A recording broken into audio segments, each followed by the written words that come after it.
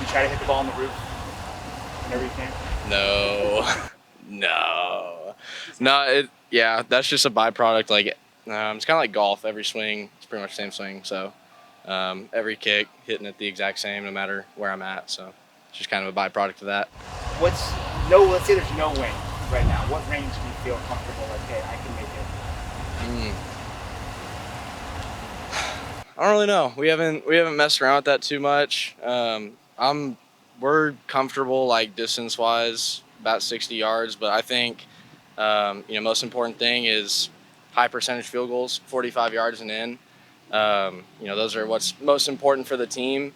So that's what we practice the most. But sometimes we like to have a little bit of fun and get some distance on it. But that occasion only comes around so often. Kyle Pellet said that you've gotten a lot better with kind of moving on past a missed kick or a bad kick, but we didn't see a missed kick or a bad kick from you last year. So what is that like? When does that happen, and what do you do to kind of move past it? So last spring, I kind of was a little bit of a head case in the spring. I'd miss a kick and I'd trip out a little bit, and so that was something that he kept telling me, like, hey, like, we got to work on this. Like, I know you didn't miss in a game, but this is still an area you got to keep up. So this summer I spent a lot of time with our sports psychology team working on seeing a kick objectively. Like, hey, I made it or I missed it, but I've got a next kick. I got to go. One thing we talk about big time right now is play the next play.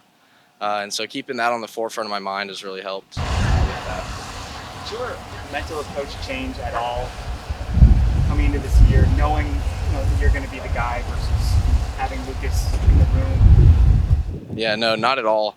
I think I've approached every day pretty much the same way. That was one thing that has stayed consistent with our special teams room is like, hey, we're going to go out and push quality over quantity. And so, everything we were doing last year, everyone was held to the highest standard, making the most out of every rep we get. And it's the same thing we've done this year.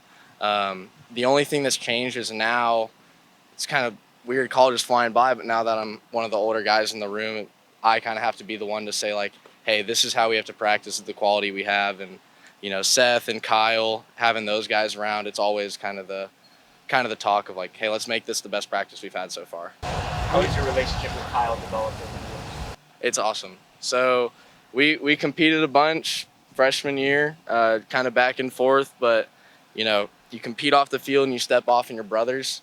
And man, just through the years, kind of that same thing, pushing each other to get better every day. And then you step off the field and you get to hang out, you get to, be in the players' lounge, spend a bunch of time with those guys. So it's gotten a lot stronger, and I have a lot of faith in him, a lot of trust, and he's just an incredible guy. When you said you were a head case, you're kind of hard on yourself. Were you always that way growing up? A little bit, kind of very, very competitive, but not so much like I wouldn't say head case. I'd say more of like I put too much emotion on kicks, but I was always like super emotionally invested. Played with a ton of passion growing up, and still do. But now it's all about how do you keep that passion without letting it affect the next thing. So that's what I've had to get a lot better at, and we've seen big improvements there. When did you first start kicking? 7th grade. I hated football. I did not want to play football, but my dad brought me out to the field, and he's like, hey, we're going to try this. We're going to kick this ball. Ended up kicking, and I loved it. Ever since then, I was like, oh, this is amazing. Soccer. Yeah, I was. So this is like a Texas thing, like you at least have to. Right. right. It was the culture. It was I always loved kicking a ball, and my dad told me a few years later, he's like, look, I always knew like you had the leg for it, like you were gonna do this, but yeah, I didn't like football, started kicking and fell in love with it. Did you continue playing soccer through high school? I did, yeah, up until my junior year, when football kind of became the main thing. I was like, you know what, I'm gonna buy into this, I'm gonna stick with this, and this is what I want to do for my future. Does the fact that you haven't missed a kick yet, do you feel extra pressure in any sense because of that? Does it matter? No, honestly, it's kind of it kind of helps.